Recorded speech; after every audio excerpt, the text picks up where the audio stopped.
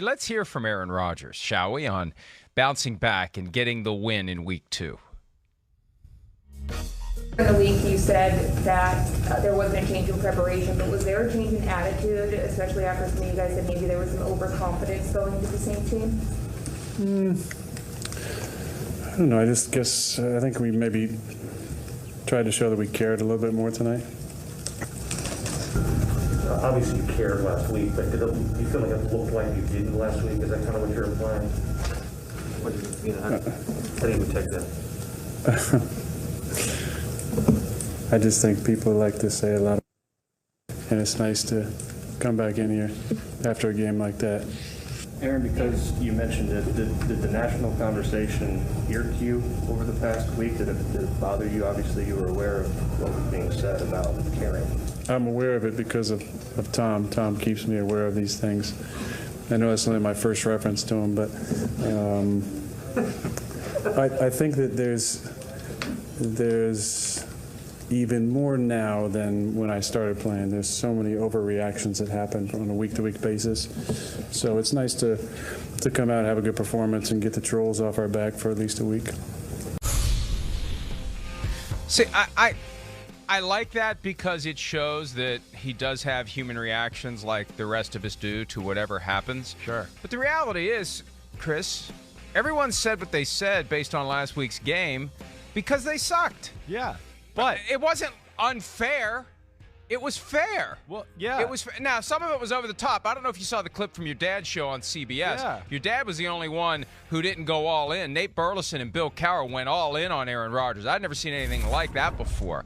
So that was just one little slice of the national reaction. But when you're Aaron Rodgers, when you're the league MVP, when the entire offseason, whether you intended it or not, is about you, and you come out and play like that week 1, that's what you're getting. So don't complain about it. Don't act surprised about it. And don't be pissed about it. You walked right into it. And you knew or should have known that if you don't show up and if you don't act like you give a crap week 1, you're going to have an avalanche of criticism on the back end. Well, I know. But where I don't understand is, like, why didn't he give a crap in week 1? I mean, he was still, after every play, looking at guys and going, what the hell and all that. But we just decided to go with that storyline because there was maybe he might retire before the weekend. I'm not talking about you and me. We didn't do that. Yeah, I saw my dad's show, the overreaction. You know, the overreaction is like not about the team. It just is all Aaron Rodgers. It's just all Aaron Rodgers. And that's where, to me, it just doesn't make sense, and it's not fair at times. You know, people got to go back and watch that game closely and tell me what Aaron Rodgers was really supposed to do. You know, I know he threw the interception down to the goal line. Damn, he made a mistake. But that's my point. Rodgers can't, the double nut shot. Rodgers can't. He can't make mistakes. They're not allowed. They're not a good enough football team. They're not. As you saw last night, it's all about Rodgers and execution. The run game wasn't, like, special. The defense is not special. Zadarius Smith is not playing. And that's where I get tired of, like, the trolling of, like, Green Bay. You know, some people just don't like Aaron Rodgers because of the way he acts and I guess the way he answers certain questions. But, you know, the way people talk about him, he's the whole team. I mean, when they win, it's him. When they lose, it's him. He should be paid $60 million a year. The hell with the rest of the team. The hell with them.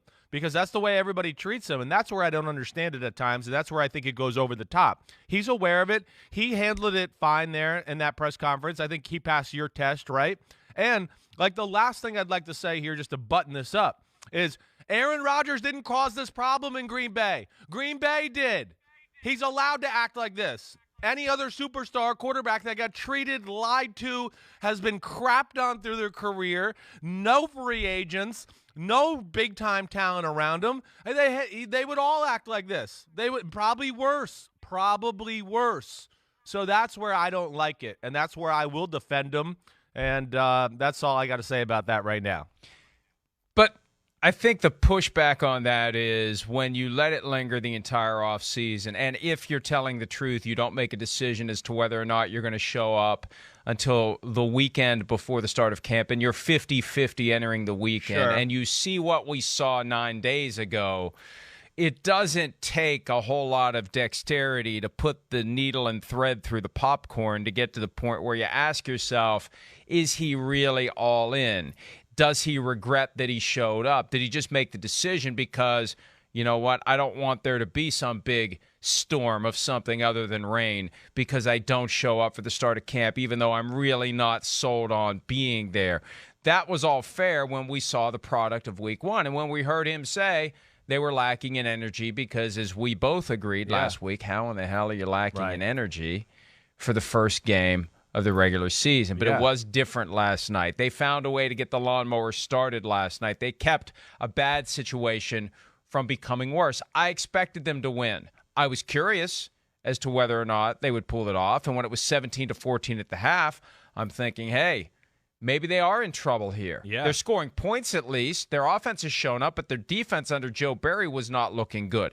Everything worked out, and I think the rain did help. The rain with Jared Goff and the small hands and the Jared Goff, and Jared Goff being who Jared Goff is, and I still don't know why the Lions felt compelled to take that gigantic contract that was a mistake by the Rams. But, it all added up to that 18-point victory by the Packers, and it allows them, short week, San Francisco trip, to go to California or Florida and do better than the 1-5 they've been under Matt LaFleur, and we'll see if they can pull it off. It makes for a very intriguing Sunday night game because, again, we've seen two different types of team from a lot of franchises this year. And week 3 is going to help us maybe push the pendulum one way or the other on what we're going to get. I have a feeling the Packers are going to be pretty good on Sunday night, but that's a very intriguing game because maybe they won't be. Yeah, and it's a team like the Saints or the 49ers or the Bucs in the NFC Championship you see where they have good defense and offensive fronts, and they usually get pushed around because they don't have enough elite players up there. So that's where I go, we'll probably be having the conversation next week. Has Aaron Rodgers lost it? I don't know, because they're going to lose to San Francisco on Sunday night. If you make me call it right now, I'm calling my shot right now. They're going to lose to San Francisco. I mean, unless something miraculous. All that stuff that you said about Aaron Rodgers, and he was very happy. Right. Now he's going to be unhappy again. Yeah, But so wait, this is where I do. There's two things I want to go back to. One, I know it's easy to question Aaron Rodgers and, he was thinking about retirement leading up to training camp.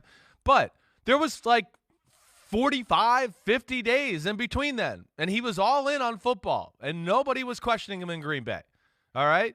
They ran into a buzzsaw. They went into a place where they thought, we're supposed to be at the Superdome playing the Saints. We're at a neutral field. We got more fans. Sean Payton had a red ass. No one was giving them a chance. He wants to prove that they're going to win without Drew Brees. It was the perfect storm. That's why everybody, I think, overreacts a little bit when it comes to Aaron Rodgers. That's just my 2 cents there.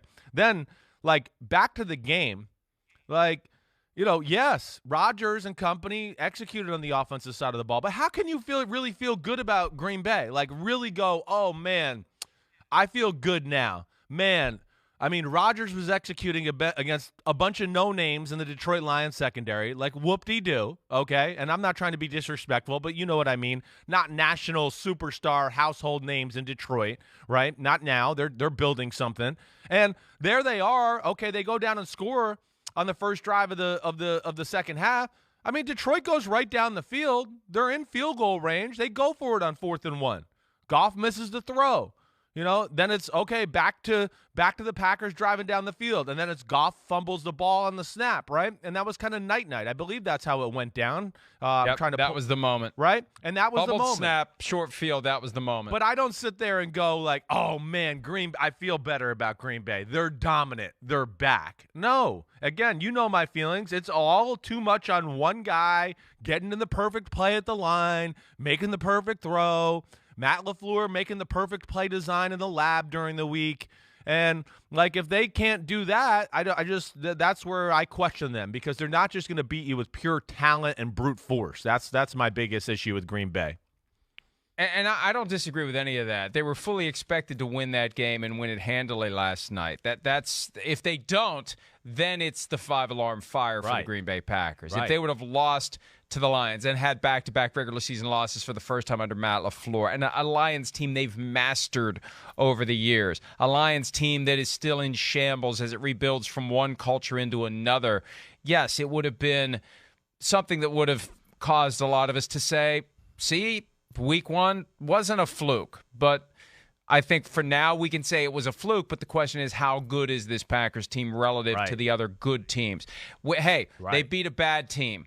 They did what they should have done. You beat the bad teams, and you try to beat as many of the good teams as you can, and maybe it falls together that you get a good spot on the playoff tree, and you can get lucky and win some games, and everything falls together at the right moment. You find yourself in the Super Bowl. That's what all the good teams are trying to do. Exactly. But you have to take care of business against the bad teams. If you can't beat the bad teams, you got no chance to get to the playoffs or to beat the good teams. No so doubt. they did. Congratulations. They checked that box. And Aaron Rodgers, second half last night, he had some throws. Yes, he did. He had some throws that were very impressive. And, anytime I see, and you've got me looking for this all the time, a guy making that throw that's just kind of like the flick of the wrist and the velocity and speed and distance that can get put on the ball with just the flick of the wrist, it's amazing to me. Yeah. And we saw a couple of those last night where he doesn't get the base set under him. He's moving one way, and he just fires the ball the other way, and it's like a lightning strike, and right on the money. And you can feel it give the team a lift when he does that. That's what it is, right? That's where they're scary, because now you go, oh, wait, they got a little mojo on offense. Matt LaFleur's going to feel good about his game plan. He had some cool plays. Rodgers got them into the right plays a few times, made a few awesome throws, to your point, within the rhythm of the system, and then like off schedule. Like you're saying, moving in the pocket, jumping off the ground, flick of the wrist type throws down the middle to Devontae Adams. Devontae Adams gets some confidence. Robert Tonyan gets some confidence, right? And that's where you start to go, oh, Green Bay gets scary that way. Because if they do start executing and Rodgers is seeing the field clearly and really throwing the ball at his 100% capacity, that's when they're dangerous. But it's just the other parts that I always question. And it's always on that little aspect where we're talking about right there. And they need Zadarius Smith back, but they're not going to get him anytime soon. So, and it's a work in progress on the defensive side of the ball. So I guess that's, it was good. It was good to see that, but I'm not sitting here yet ready to go I think Green Bay will be back in the NFC Championship game, and they look like one of the elite powers in the NFC. I got to see a little bit more before I start saying that again. Along the way, Aaron Rodgers passed John Elway for 10th on the all-time yardage list, and Rodgers is just going to keep on climbing that ladder as long as he keeps playing. And Devontae Adams, who was quiet week one against the Saints, 9 targets, 8 receptions, 120 yards, 121 yards to be, I don't want to take a yard away from him.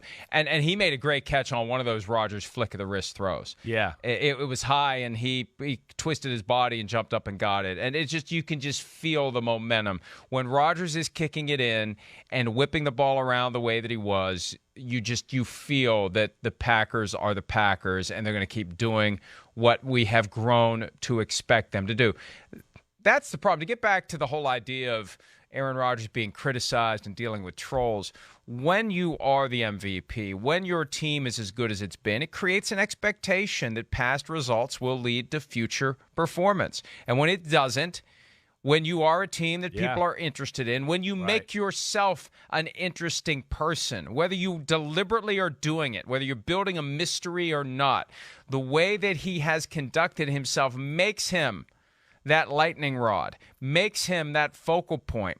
So when you don't perform, it's going to be noticed more than when Teddy Bridgewater doesn't perform, than when Kirk Cousins doesn't perform.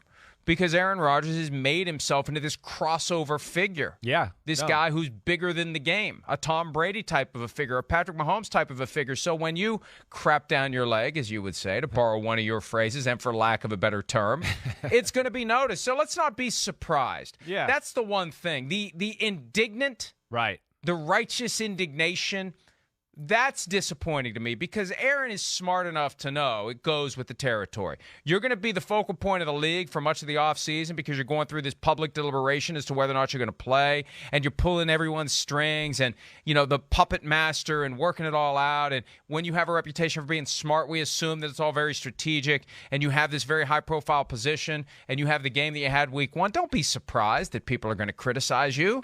You're the A-lister. Of course you're going to get criticized. You're going to get praised. You're going to get criticized. Whatever you do is going to be tracked, and it's going to be reacted to. Yeah. Don't act surprised. Don't get pissed. It's one of the products of being the center of attention. Yeah, I mean, listen, I don't disagree with a lot you said there. I mean, he is. I mean, He's got a little snarkiness in him, at times. You're right. He can say things. I like it. I do too. He could say things at a press conference that you're like, wait, that's open-ended. What did he mean by that? I don't really know, but that might not be a good thing for a team. I understand that too.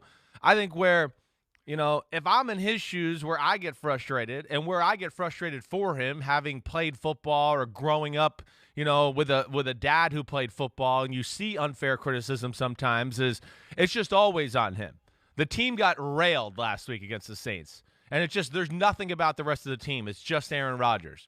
Aaron Rodgers outplays Brady in the NFC Championship game, but everybody just talks about Rodgers can't win the big one. What? It's Rodgers, huh? It wasn't Aaron Jones fumbling.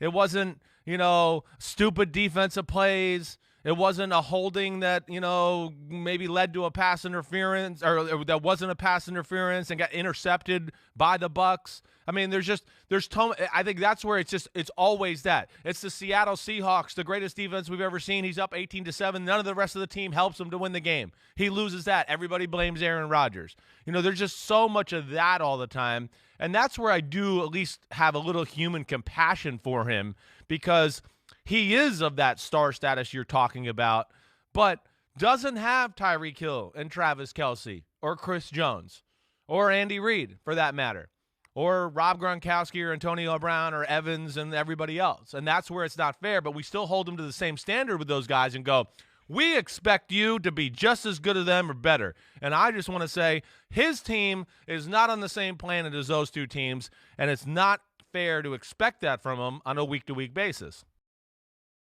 Hi, I'm Mike Tirico, and thanks for watching. Make sure to hit subscribe for the latest news and highlights from NBC Sports.